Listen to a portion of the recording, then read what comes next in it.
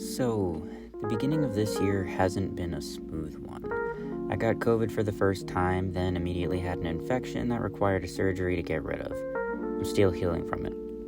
Unfortunately, this whole process has kept me from my job. Without being able to work, I've needed something to do. Cue hours worth of research, drawing, and troubleshooting, and boom, I've opened an Etsy sticker shop. It's been so exciting sharing my art. It'd be a little more fun if it was with more people, but we're getting there. So, what does opening an Etsy sticker shop look like anyways? It's picking drawing programs, product testing, bug fixes, making listings, packing and mailing, and shameless self-promotion. Let's dive in. When it comes to putting your art on things, making it digital definitely helps. Of course, you can sketch on paper, but then you gotta move it to a digital medium. For my art, I chose Procreate. It's a free app you can use on an iPad. It's fairly beginner friendly, coming from someone who's just started trying out digital art. I've also noticed it's popular amongst creators. The biggest con I've found is the fact that it's a pixel-based program. This can severely limit the scalability of your image. This is because pixelation happens when resizing your image to be larger and in some cases smaller. Vector programs fix this issue, but I'm still figuring out how all this digital drawing stuff works. So for now, I'll stick with Procreate. Once you've got your design squared away, the next step is bringing it back to the physical space. For this, I use a printer, specifically the Canon Pixma G3260, and a cutting machine. I have the Silhouette Cameo 4. Other options include machines by Cricut, or a pair of scissors and your own two hands. Whatever that means, you've got to print on something. Now, I've tested several different sticker papers, but I've personally stopped on online labels weatherproof sheets. I chose this because of the type of stickers I make. I mostly make die-cut stickers. Most like putting these kinds of stickers on water bottles and laptops, so for the sake of their longevity, I needed a more durable product than standard matte paper labels.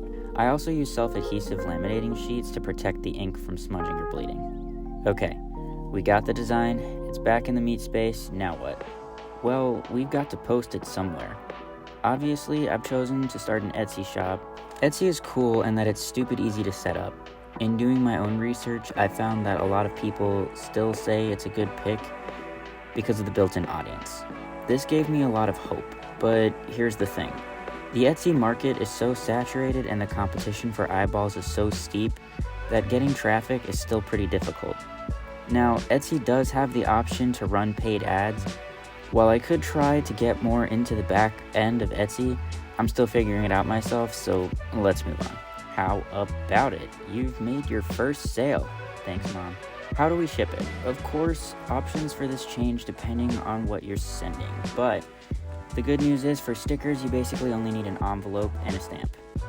And while it would be nice to throw in a thank you card, a freebie, some tissue paper, and glitter, don't forget to think about how much these items cost and what they truly add to the experience to determine if they're really worthwhile. For me, I'm just starting out, but I still wanted a professional vibe that didn't break the bank and still allowed me to ship using just a single stamp.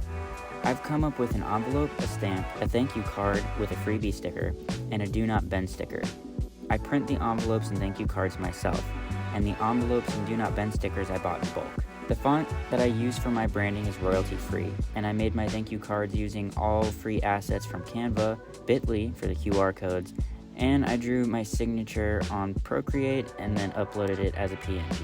I like the thank you cards for their networking function and added rigidity factor while your letters ride the mail service. For my prints, I use basically the same formula, just a rigid mailer over an envelope.